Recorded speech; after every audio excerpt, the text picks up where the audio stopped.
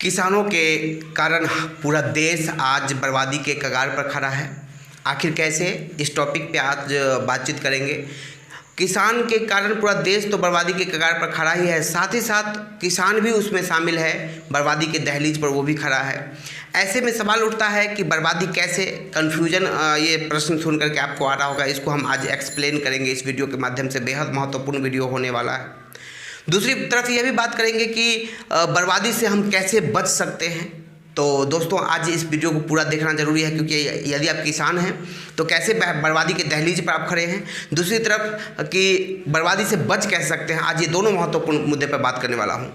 लेकिन उससे पहले मैं बता दूँ, मैं हूँ नेटसर्फ इन्फ्लुएंसर एम राज और आप देख रहे हैं youth Netsurf career YouTube channel. दोस्तों, आगे बात की डिस्कशन करने से पहले मैं चाहूँगा कि चैनल को सब्सक्राइब करके बेल आइकन दबाना ना भूलें। आइए, आज हम बहुत छोटे से वीडियो में बहुत ज़्यादा बातें बताने की कोशिश करूं। तो मैं पहले शुरुआत करूंगा जैविक खेती, फिर आई बीच में केमिकल खेती जो अभी तक चल रही है, और आने वाला जो दौर है वो फिर जैविक क्रांति की दौर है। तो हम पहले शुरुआत करते हैं जैविक खेती से।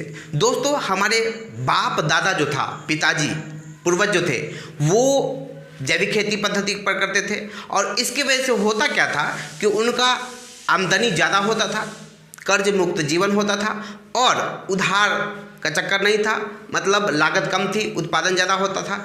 इसके वजह से उनका कर्ज मुक्त जीवन होता था, अधिक आमदनी होती थी, परिवार में खुशियाँ ज़्यादा होती थी, मेहनत वो ज़्यादा करते थे, जैविक खेती से खेती होती थी। और दूसरी तरफ बीज जो है उनका परंपरागत होता था। परंपरागत बीज का मतलब कि उनको बीज खरीदना नहीं पड़ता था। वो क्या करते थे कि घर में ही जो इस बार हम खेतों से लाए, उसको उसी में से हेल्दी दाना को चुन करके रख लिया अगले साल के लिए। और खाद भी अपने घर का होता था, देसी खाद, मतलब गाय का, भैंस का गोबर वगैरह, खल्ली वगैरह, राख वगैरह डाल करके और जैविक खेती करते थे। 100% 100 साल की ज़िंदगी पार कर लेते थे बिना एक अंग्रेजी टैबलेट खाए हुए, और उसके बावजूद भी बीमार नहीं पड़ते थे। आज का कोई 20 साल का युवा ये बात चैलेंज के साथ नहीं कह सकता है कि 20 साल का हो गया हूँ और एक अंग्रेजी दवा का गोली नहीं खाया हूँ।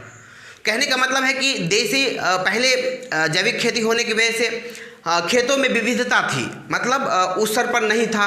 अच्छे पौधे का अंकुरण होता था, अच्छा विकास होता था, अच्छे मतलब ज़्यादा से ज़्यादा शाखाएँ आती थी, ज़्यादा से ज़्यादा फल आते थे, और हर दाना जो है वो हेल्दी होता था, जिसकी वजह से पहले के किसान खुशहाल थे। उसके साथ जैविक खेती करने के कारण मिट्टी सजीव था, मतलब मिट्टी में जान थी, है ना। पर्याप्त जीवाणु मित्र जीवाणु जो था मिट्टी में समाहित था। इसके वजह से वो खुशहाल थे, कम लागत में बेहतर उत्पादन करते थे, कर्ज मुक्त जीवन, बीमारी मुक्त जीवन होता था, डॉक्टर के पास चक्कर नहीं लगाना पड़ता था, और ताकतवर थे, मेहनती थे। लेकिन आगे हुआ क्या, आइए उसको भी समझ लेते हैं। अब क्या हुआ कि 1970 के दशक में हमारे देश में हरित क्रांति आई। हरित क्रांति में क्या हुआ कि हाइब्रिड बीज आया और रासायनिक खाद आया, क्योंकि आबादी के 35 साल बाद आबादी दोगुनी हो गई, उत्पादन सीमित था। काम करो ना करो, खाना तो सबको पड़ता है। ऐसे में खाना सबको है, उत्पादन कम है, तो रासायनिक खाद चंद पलों के लिए लाया गया ताकि आपातकालीन स्थिति को किसी तरह काबू में किया जा सके, और हाइब्रिड बीज जिससे उत्पादन ज़्यादा हो सके। अब किसानों ने क्या किया कि जब शुरुआत में इस्तेमाल किया तो उत्पादन इतना लाजवाब आया कि लोगों को लगा क्या जादू है। उस दिन किसानों के माइंड में सेट हो गया कि इसको हम डाल देंगे यूरिया, डीएपी, पोटाश, सल्फेट, डाई को, तो उत्पादन अच्छा आएगा। और यह मानसिकता किसानों के बीच आज भी बरकरार है, जो कि हमारे लिए आज दुर्भाग्य तो हो ही रहा है, जिसके कारण किसान के साथ साथ पूरा देश बर्बादी के दहलीज पर खड़ा है। साथ ही में आज जो हम कमाते हैं वो आधा कमाई से ज़्यादा डॉक्टर को देना पड़ता है, क्योंकि कभी हम बीमार, कभी पत्नी बीमार, कभी बच्चे बीमार, कभी माता बीमार, कभी पिता बीमार, इस तरह से बीमारियां ढेर सारा है। तो मैं आपको कहना चाह रहा हूं कि जब से रासायनिक खेती हुआ तब से किसानों के बीच में वो, साथ ही कीमती बीज, हमारे पूर्वज फ्री में बीज होता था, अपने घर का बीज होता था। आज 300, 400, 500 रुपये केजी बीज खरीदते हैं, उसके बावजूद भी पैकेट पे लिखा रहता है कि आपका 60 से 70% बीज से ज़्यादा अंकुरित नहीं होगा। सोचिए, बीज हम 100 का पैसा देते हैं, 100 बीज का, उगता है 60-70%, 30% आपका उत्पादन वहीं पे घट जाता है और आप वहीं पे बर्बाद होने लगते हैं।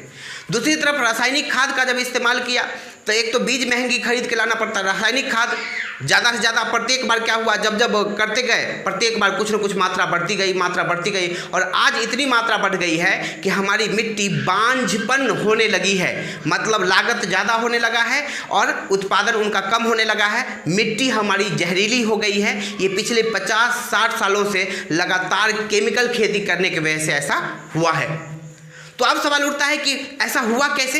तो ऐसा इसीलिए हुआ कि पिछले 40-50 वर्षों से लगातार केमिकल खेती करने की वजह से किसानों के खेतों में जो मिट्टी में जो जीवांश था, जो मतलब जीव का जो अंश था, मित्र जीवाणु जो था, वो धीरे धीरे मर गई, मिट्टी करक पड़ गई, बंजर बन गई और यही वजह हुआ कि खाद किसान ज़्यादा डालने लगे, मिट्टी और बंजर होती चली गई और मिट्टी का जो अंश है 40% अनाज में आता है, फल सब्जी में आता है, जिसके माध्यम से हम खाते हैं, जीवन यापन करते हैं। 60% खाद जो है केमिकल वो मिट्टी में समाहित हो गया, धीरे धीरे मिट्टी के निचली तल पे चला गया, जहाँ से हम लोग पानी निकालते हैं और वो पानी खराब हो गया। मतलब एक केमिकल इस्तेमाल करने की वजह से हमारा मिट्टी भी खराब हुआ, पानी भी खराब हुआ, पर्यावरण भी खराब हो गया और हम लोग बीमार पड़ने लगे, सब जगह तबाही ही तबाही आ गया। ऐसे में सवाल उठता है कि आने वाला पीढ़ी को क्या आप जहरीली मिट्टी दे के जाना चाहते हैं या कुछ सुधार करके, बदलाव करके उनको भी जीने का हक प्रदान करके जैविक खेती पे आना चाहते हैं? ये आप पर डिपेंड करता है। तो यदि आपको ये वीडियो सुनने में अच्छा लग रहा है तो लाइक करके मेरे मनोबल को अभी का भी बढ़ाएं। हमारे देश के किसान काफ़ी पढ़े लिखे विद्वान हैं, उसके बावजूद भी जहर युक्त भोजन करते हैं, जहर युक्त भोजन करना पसंद करते हैं, अपने बच्चों को भी जहर खिलाते हैं, अपने भी खाते हैं, अपने माता पिता को भी खिलाते हैं और पूरा देश को खिलाते हैं, क्योंकि किसानों को अन्नदाता कहा गया है और अन्नदाता को समझ में नहीं आता और अन्नदाता का स्थिति, अन्नदाता जिसको हम देवता के समान समझते हैं, उसका आज परेशान इतना है वो कि जब देश के किसान का हालात ठीक नहीं है, उस देश में आम इंसान का क्या होगा, ये सोचने का गंभीर विषय है। और जहर युक्त भोजन जो खा करके बीमारियां को जो आमंत्रित करते हैं, उससे बचने की ज़रूरत है, जैविक खेती अपनाने की ज़रूरत है। आइए समझते हैं, थोड़ा सा इंपॉर्टेंट बात 1 मिनट में ख़त्म हो जाएगा। जैविक खेती और रासायनिक खेती में कितना अंतर है, इस चीज़ को समझना बेहद महत्वपूर्ण और ज़रूरी है। आइए केमिकल और जैविक में क्या अंतर है समझते हैं उदाहरण के माध्यम से। दोस्तों, हमारा देश का एक राज्य है पंजाब और हरियाणा। जब जैविक हरित क्रांति आई तो पूरे देश में जितना भी खाद का उत्पादन होता था, रासायनिक खाद का, उसका 20 से 25% खाद पंजाब और हरियाणा इस्तेमाल करता था और इसके वजह से वो पर्याप्त अनाज का उत्पादन किया। आज उधर मिट्टी जहरीली हो गई, करक पड़ गई, साथ ही साथ वहाँ प्रत्येक तीसरा परिवार में आपको एक कैंसर का पेशेंट मिल जाएगा।